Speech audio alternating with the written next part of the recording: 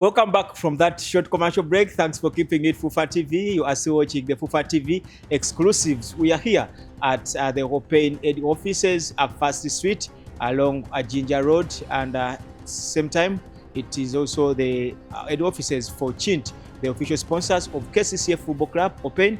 They are the official shirt sponsor for NEC Football Club. We still have Allan Okello, and it's just getting better as he's taking us through his life. We are still speaking about life at Kibuli SS nga asanze Commander Mudogo Said Mayanja. As short as he was heading the boys. I'm telling you, that guy up to now I think he's still Commander Mudogo. He grew up in the streets of Kampala. Yeah, but for him, he also helped me a lot because he was one of my best friends at school. By then, we used to sleep together in the same dormitory. We had quite a journey with our coach, Coach Allan. I think he's still the coach of Kibuli up to now. He helped us a lot, Coach Allan. He made sure that we used to train. He made sure that we used to train with the senior team. And by then, the head coach was Coach Abdallah Muviru. And by then, Coach Abdallah Muviru was also the head coach of KCCF Football Club. Yeah. So, Senior 1, Senior 2, coach kept on, like surveying us, like, yeah, these players might be good. So time came when I was in my Form 2, my parents still paying for my fees. Like I said, I went as a student. It came when I had to go to Form 3 by then. But remember, I'd already lost my mom back when I was in Form 1. Oh, sorry about that. Yeah. So rest in peace. So that's when, like, I think my dad had some financial issues and all that. So by Form 3, I had to change school. So I was going to change school. So I had a chat with my coach, Coach Allan. I told him, I can't pay school fees anymore. I have to go back to Lira. Maybe that's where my dad can pay my fees. Or maybe I have to go to tryouts somewhere else where they will take me as a football player. Coach told me, you wait, let me talk to the game master.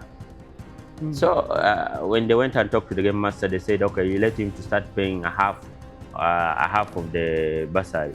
Still was a lot of money. So my dad was like, no, you can't pay a half. My son is going to go to another school maybe and do tryouts, and when he gets opportunity, you never know. So I think we had a chat. We had a chat with Coach Allan as assistant coach, and Coach Allan spoke with Coach Abdallah Muviru, and I think Coach Abdallah agreed and cleared me, to get bursary and also join the senior team of full Kibuli. bursary. Yeah.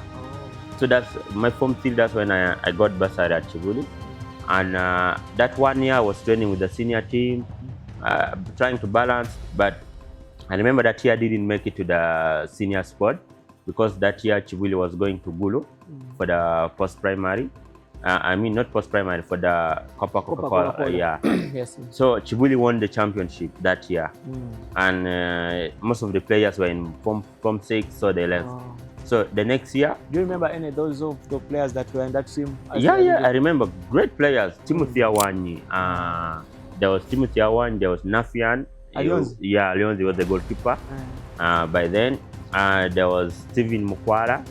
There was Bayo. Fad Bayo. Kibuli had a very good team. Yeah, they had a very good team. Because I remember Steven, they say, was like ahead of me by one class.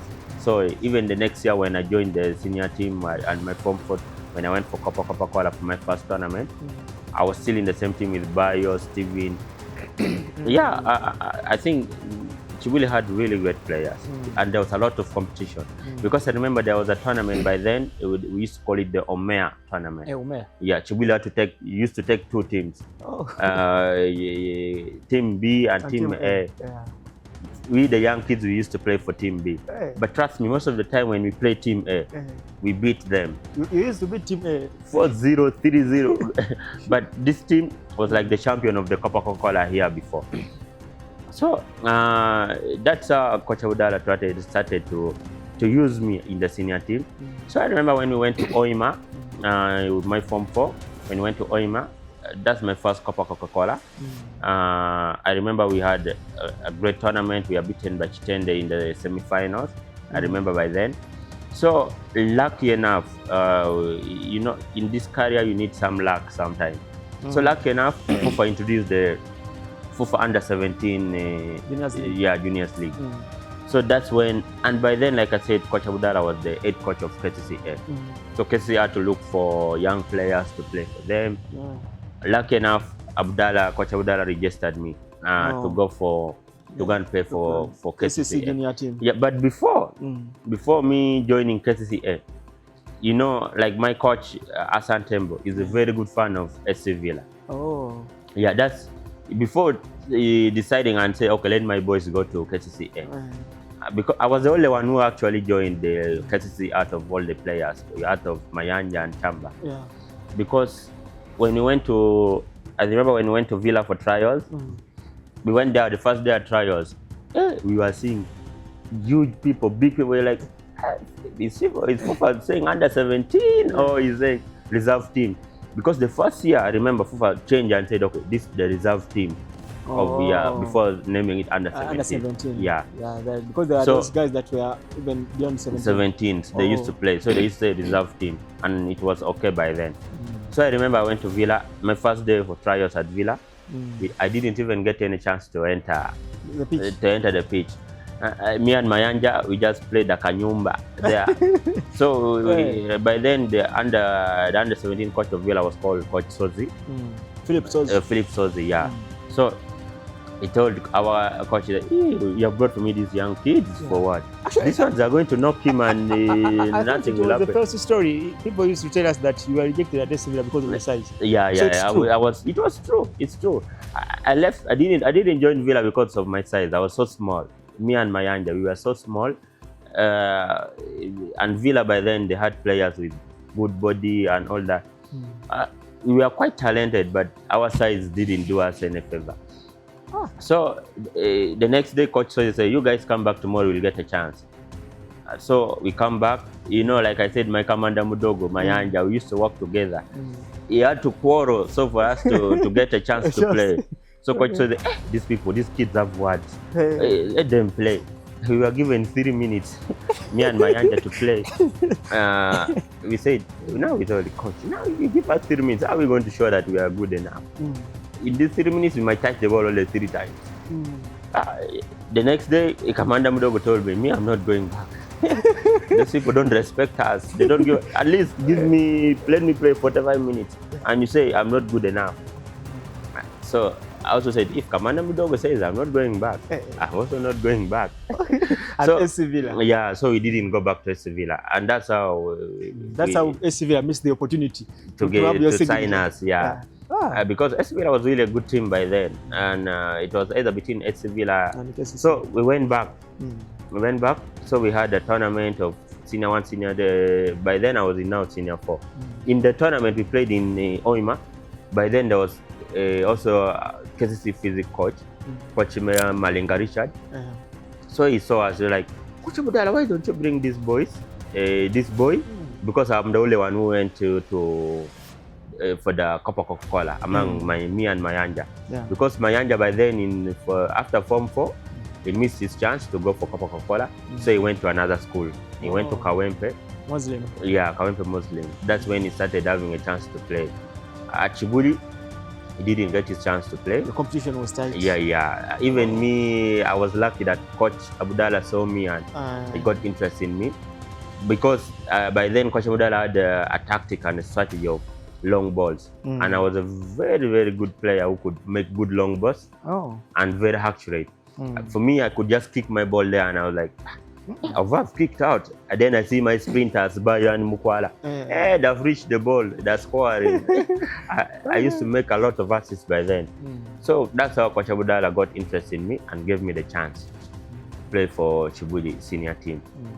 So that's when they saw me, the physics coach saw me and said, Coach Abdallah, you have to bring this boy to what? To our under 17. That's how I signed for KCC under 17. And unlucky enough, the season I signed for KCC, that's when Coach Abdallah left. Yeah, but see, like you say, like I said before, God's timing is the best. Yeah. Coach Abdallah was leaving, and KCC was bringing him back. Coach Mike Mutebi. Yeah.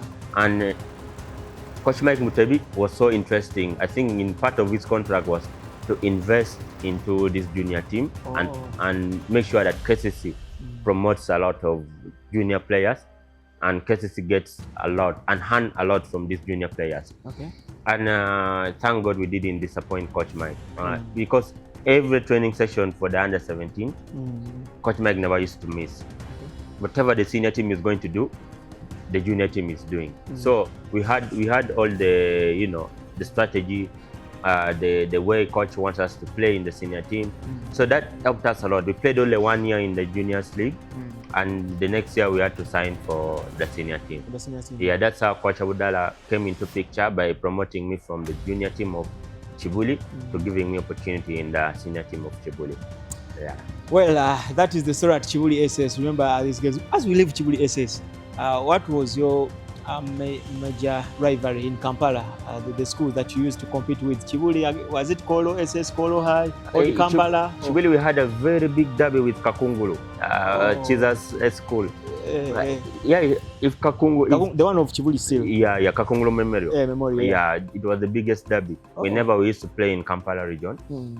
If Kibuli, because Kibuli had very good players, if Kibuli beats Kakungulu, that year Kakungulu is not going for the Coca-Cola, because Kibuli will do everything possible for Kakungulu not to go.